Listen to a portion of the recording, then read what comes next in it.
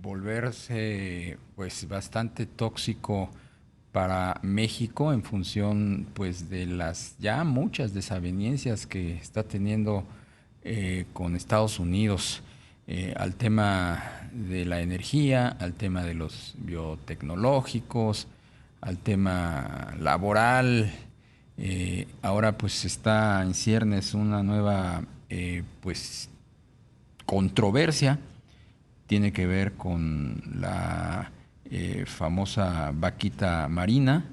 Resulta que el Servicio de Pesca y Vida Silvestre de Estados Unidos acusó a México de seguir permitiendo la pesca ilegal en el hábitat de esta especie, la vaquita marina, por lo que ha pedido a su gobierno, al gobierno de Joe Biden, pues imponer un embargo comercial en agosto próximo a México. Vamos a platicar con Jorge Molina. Él es consultor en políticas públicas y comercio internacional del TEC de Monterrey. Jorge, ¿cómo estás? Muy buenas tardes. Darío, muchas gracias. Buenas tardes. Aprecio mucho que me permitas participar, como siempre, en tu espacio. No, encantados. También te saluda Rogelio Varela. Jorge, buenas Rogelio, tardes. ¿cómo estás? Buenas tardes. ¿Cómo estás viendo este tema, Jorge? Pues básicamente esto es un guamazo que puede costarle a la industria, al sector privado mexicano alrededor de 800 millones de dólares, porque este es un asunto que en donde el USTR ha venido, vamos a decir, pateando el bote, como se dice, desde hace casi una década. Este es un tema que por primera vez surgió en el marco del Telecan por ahí del 2013. En el 2014, una ONG que se llama el Centro para la Biodiversidad, que está en Arizona, pidió precisamente como ahora que el Departamento del Interior, que es el responsable de los recursos naturales en Estados Unidos, que hiciera una certificación si México estaba protegiendo tanto a la vaquita marina como a la totuaba. En ese entonces, básicamente les dieron el avión, no, los ignoraron, pasó el tiempo pero ya conforme fue pasando el tiempo, ya no fue solamente el Centro para la Biodiversidad, sino también se le unieron el Consejo para la Defensa de los Recursos Naturales y otra que se llama el Instituto para el Bienestar de los Animales. Y estos tres presentaron el 7 de abril pasado una solicitud a un juez para que precisamente le instruyera al Departamento del Interior el llevar a cabo esta certificación y que en caso de que se encontrara de que México no había hecho lo necesario por proteger a estas dos especies, entonces Estados Unidos, bajo lo que se le llama la enmienda Peli, puede aplicar el embargo. Y uno dice, bueno, pero ¿y esto qué tiene que ver con México? ¿Por qué? Aquí el gancho es porque en el capítulo ambiental del TEMEC, los países nos obligamos a proteger a todas las especies que el CITES considera como amenazadas o en peligro de extinción, entre las cuales están la vaquita marina y la totoaba. Entonces, utilizando esos argumentos, el Departamento del Interior hizo la certificación el pasado 18 de mayo, se le informó al presidente Biden y ahora el presidente Biden tiene básicamente hasta el 2 de agosto para decidir cuál sería la represalia que de acuerdo a la ley sería el embargo de todas las exportaciones de productos pesqueros del país, en este caso de México, que el año pasado sumaron 798 millones de dólares. Claro. ¿De qué tipo de productos estarían afectándose con este embargo, Jorge? Básicamente todas las exportaciones que tenemos de camarón, atún, todos los productos del mar estarían incluidos en tanto frescos como industrializados, estarían incluidos en este embargo. Ahora, de acuerdo a la evaluación que debe publicar por ahí del 3 de junio en el Federal Register, el propio Departamento del Interior, dependiendo de la evaluación del daño que ellos consideren, ellos hacen una sugerencia al presidente Biden de cuál debe de ser el monto del embargo. Y la ley te dice que en un momento dado se pudieran aplicar también o pudieran incluirse también las exportaciones de otros productos animales, pero sin especificar cuáles deberían de ser. Jorge, esos 800 millones que estimas, ¿de dónde salen?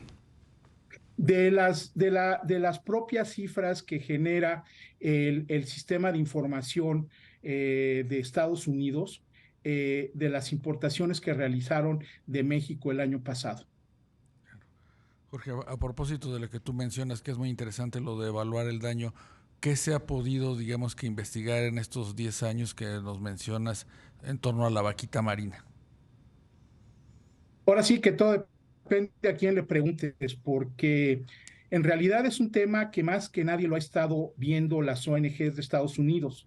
De hecho, el pasado, déjame darte el dato correcto. Concretamente, ustedes se acordarán que el año pasado, en febrero, la representante comercial de Estados Unidos, la señora Tai, solicitó consultas para diferentes temas ambientales a México, entre los que estaban precisamente la protección a la vaquita marina y a la totuaba.